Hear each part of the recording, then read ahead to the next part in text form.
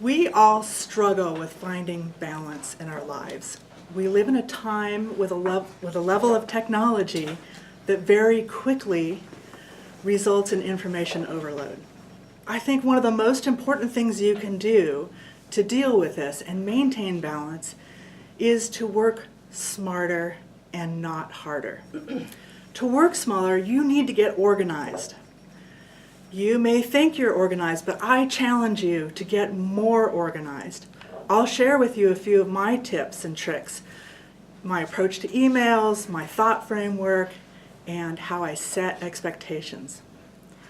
For emails, at the end of the day, you should strive to have no more than 10 emails in your inbox.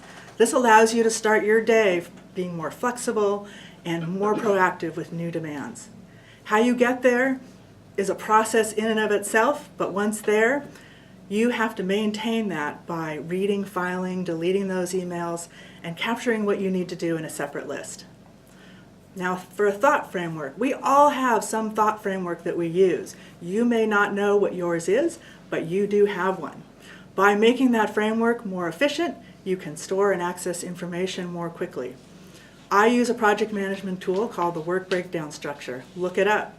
It is a great tool for accessing information and organizing it, and all of my emails and all the information that I keep is according to that work breakdown structure. This makes everything much easier to access as you move across different platforms and different media. And finally, one of the most productive things you can do is to set realistic expectations about the amount of work that you can do during the day that you have, any day that you have.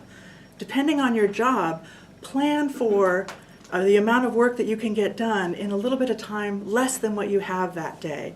And this makes space for last-minute meetings or other additional demands that you have, and allows you to be much more efficient throughout the day.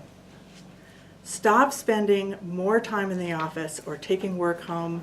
Understand that to have better work-life balance, you need to work smarter, not harder. Thank you. Thank you, Mr. Toastmaster. Monique today gave a most unusual type of speech that you don't see in the club very often, and the purpose was for the speaker to prepare and present an editorial designed for an on-camera presentation. The editorial should clearly present the news event or current issue that it addresses and present a reaction or stand to the event or issue. And this is basically what Monique did. She chose to talk about work-life balance. She addressed it well. She had a definite opinion.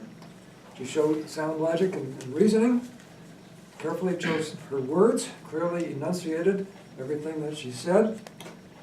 And did she relate convincingly to the camera? Given the limitations she had, yes, she did. I'll have a little more of that in a minute. Was the speaker's appearance appropriate?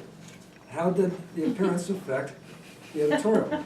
Well, in Monique's case, she was talking about work-life balance, and she kind of had an intermediate appearance in terms of what she was wearing. She wasn't all dressed up with the most formal arrangement, and she didn't come in with a sleeveless T-shirt and shorts or something. So I think that it was appropriate for what she was saying. Now, just from general things about this type of speech.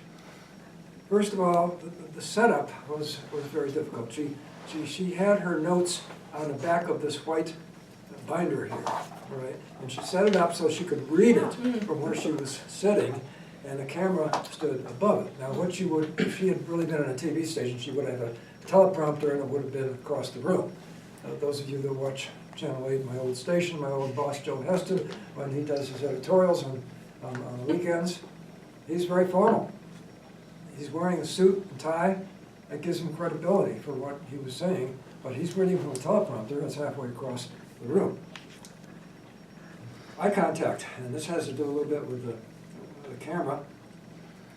I thought you were quite good most of the time. There were times I could see through the camera from where Arnie was sitting, and there were times that you were obviously looking at your notes and not at the camera. That's a difficult technique to master, believe me.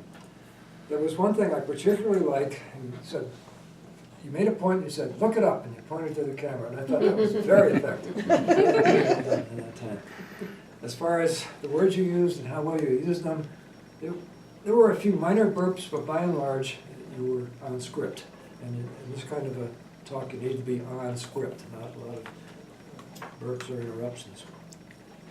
Timing of the editorial was the 2:27, which is right in the middle of the range that she was given, which I think is perfect.